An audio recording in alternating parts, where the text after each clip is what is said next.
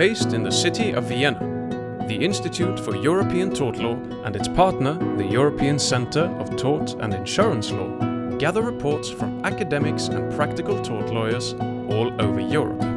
This provides the basis for their work to pursue comparative analysis and legal research. For the last 14 years, leading experts from the various jurisdictions have come to Vienna for an annual conference.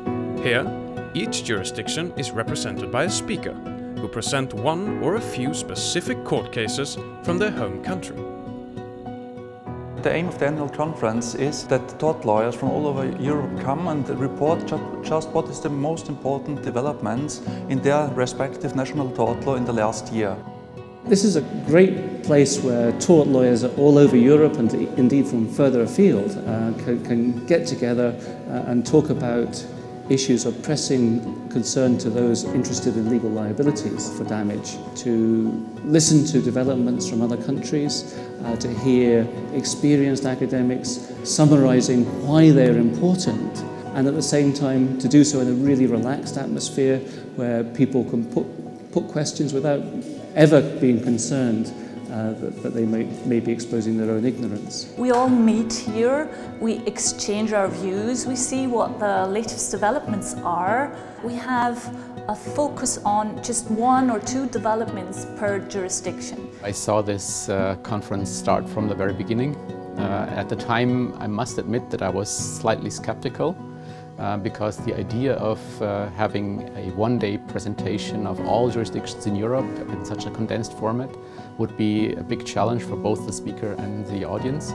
But it has turned out that it is always an inspiring day with so many facets of tort law in Europe. One doesn't need to know anything about the law of Lithuania or Slovakia or Slovenia to be able to understand that a legal dispute may arise in such a set of circumstances. And one's immediately set to think, how would it be solved in my own legal system? We see the good solutions in our countries and we also see the failures. And then that enables us to take the good solutions and to avoid and prevent the failures of others. I think it's enough if one country in Europe has a good solution, the other can take over, and if one makes a failure, the others don't have to repeat it. So there's an immediate possibility for dialogue between all the people in the room because they can all imagine this dispute arising and they can all see different ways in which the dispute might be resolved. And then the interesting thing comes in to compare the differences in those approaches. You suddenly see that what you always thought is just normal and the way how one thinks might just be what you are used to and is not the absolute way of looking at things. Over the years, the Institute and the Centre have published more than 50 books on various key topics of tort law.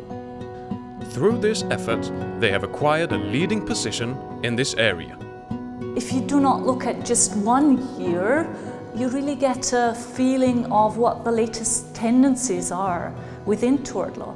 So we see, let's say, the top of the iceberg, but obviously there is a lot more than just the top of the iceberg. Tort law is one of the fundamental categories of civil liability and of private law.